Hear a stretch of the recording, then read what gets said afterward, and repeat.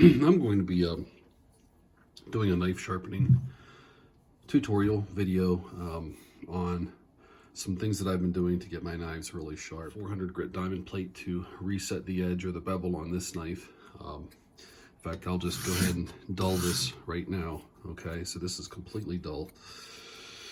And I'm going to set the bevel again and then take it through a progression. One thing that I've been doing to try to maintain a consistent sharpening angle, which for me was the most difficult thing to do, how do I keep this knife at the same angle on both the away stroke and the toward stroke, I guess, so for both sides of the knife. And one thing I came up with, and it's probably nothing new, is really just to split your index finger. So I'm right-handed, okay, and I'm going to split the knife, the back of the knife, on my index finger, and I'm going to lay the knife flat on the stone. And when my finger touches the stone, that's my reference point. That's, I know if whenever I'm doing my sharpening, if my finger is touching the stone, that I'm maintaining a consistent angle, whatever this angle is, and I'm guessing it's probably about 15 degrees or so. Okay, and then it would be the same thing on the other side of the knife. I'm going to split my thumb and lay the knife on the stone, and that'll be my consistent angle. Okay, now I'm applying enough pressure to where I'm actually leaving an indentation on my finger, so when I go back again, I'm going to have the same point. Okay, so I'm going to go ahead and get started on this now. Because the knife does curve, the other thing you have to remember to do is lift up on the knife towards the point, okay? And that was one of the hardest things for me to get used to, is, properly lifting up the knife at the point and laying it back down. Also, applying consistent pressure from the tip of the knife along the belly and towards the heel, okay?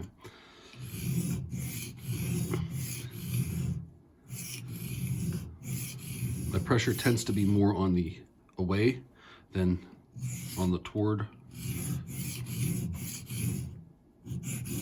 And I also like to do a lot of just back and forth. I'm using these two fingers to apply pressure, downward pressure onto the knife as well. Okay, I'm going to feel for a burr. Just using my thumbnail. Okay, quick work, and then I'm going to do the same thing again. Split the knife down the middle with my thumb, lay it here on the stone, and that's my reference point.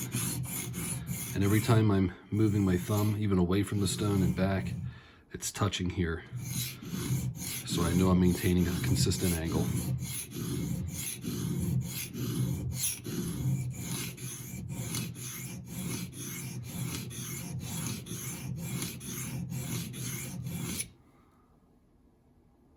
I'm going to feel for the burr.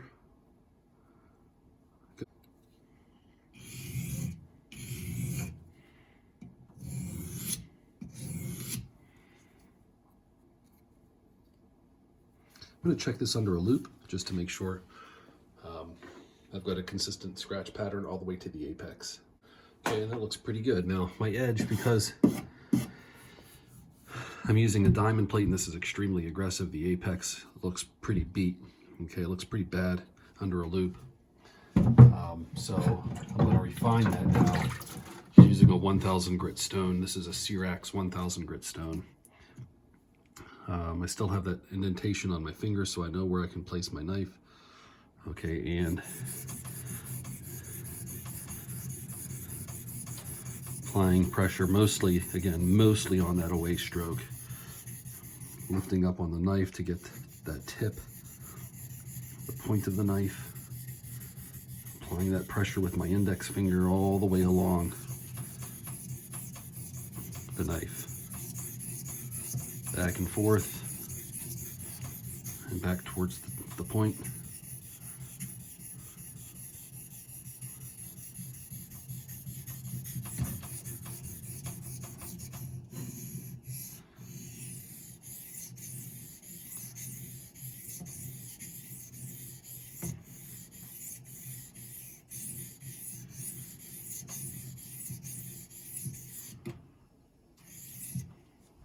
Okay, and I'm going to inspect, and what I'm looking for is, again, a consistent scratch pattern all the way.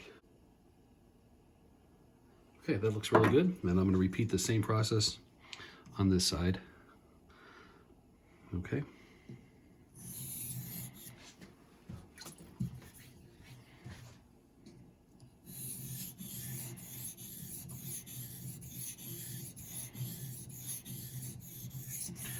One of the other things you can do is, watch the water. Try to get really good at pushing that water. If you're pushing the water, then you're making good consistent contact.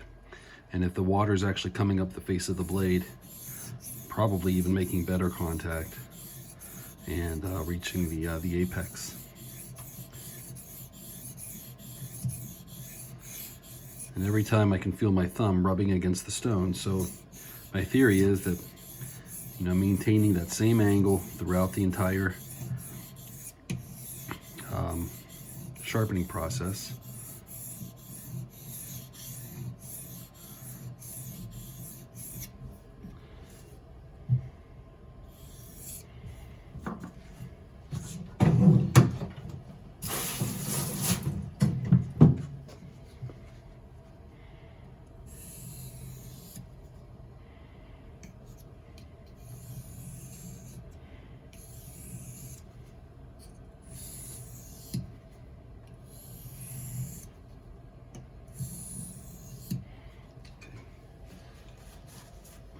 So I want to inspect this side now.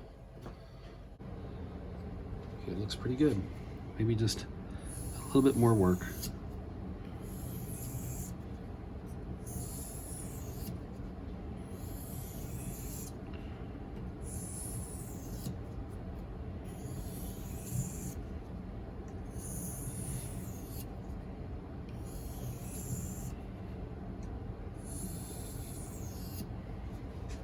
Okay.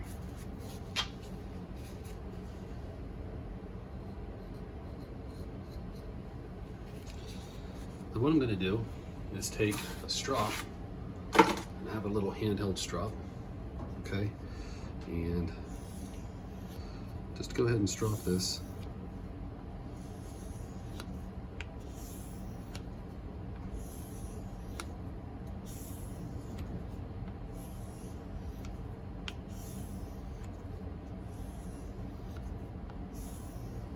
Okay. And I don't know if it would shave hair just yet, but we'll try. See, get it in view. And it sure will shave hair. Now, not so much towards the tip, so I've got more work towards the point of the razor, but down here at the toe, or at the heel, it's doing pretty well. And if I try hard enough, it'll shave hair towards the point. And what I can do is take it back to the strop and just be a little bit more careful about stropping that.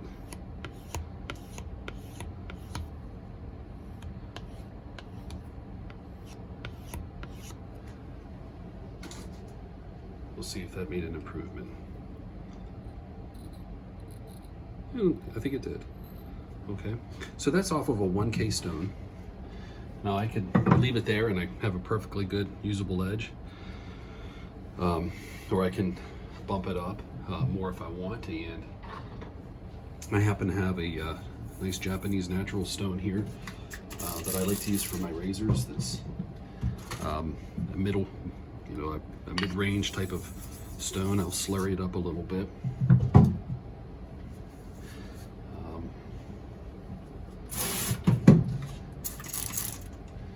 And do the same thing.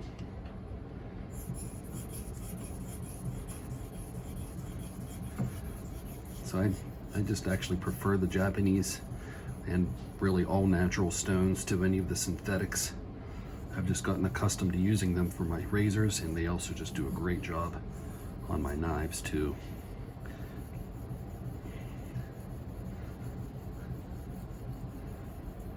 So I really like the finger positioning as a reference point. It's just really helped me a lot, and the more I practice sharpening knives, you know, obviously the better you get, but you can also, I think, start to feel the knife getting sharper, which would mean, you know what I mean is you can feel the scratches being erased.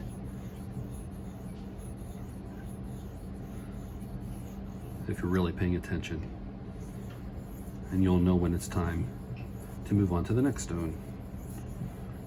I also highly recommend you get a loupe just like this so you can inspect your edges.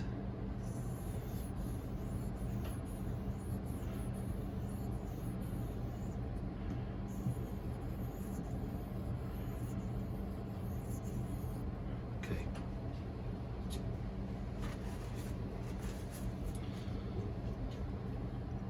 So again, I'll inspect under a loupe. Okay, so it looks mostly complete, but there is a little bit more work I need to do, and I'm going to go ahead and do that.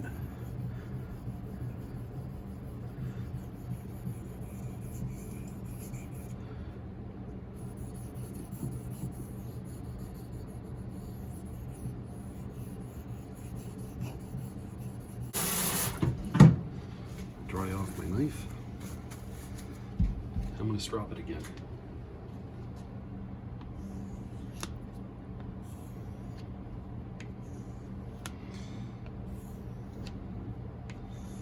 This is just a freebie knife. I think I got at Cabela's one time. But it's not a bad pocket knife.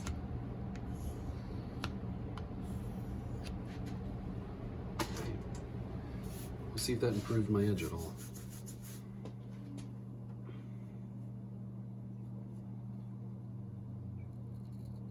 Oh yeah, that is quite an improvement. Wiping the hair away. Pretty nice. Okay, but I'm going to take it a step further yet.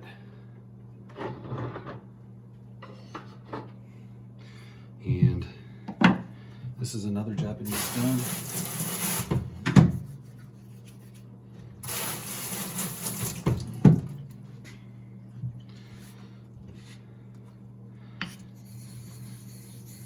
Slurry that up.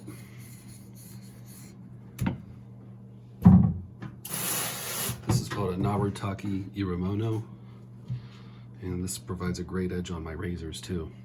But the technique here won't change. Again, finding the same angle is really important, and I'm just going to apply some slight pressure.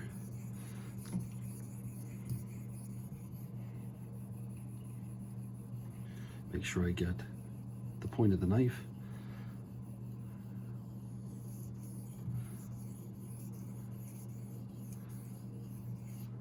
And this side as well.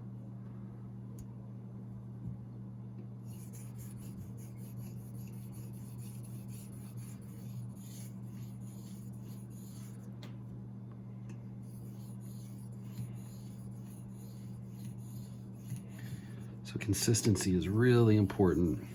Probably the hardest thing to master, and at least for me so far. And I'm definitely not master of knife sharpening, but it's the hardest thing for me to improve and understand. And I think it just comes down to practice and muscle memory, but is maintaining that same angle. So important. Okay. Take one last look under a loupe. And that looks really good. Okay, another strop.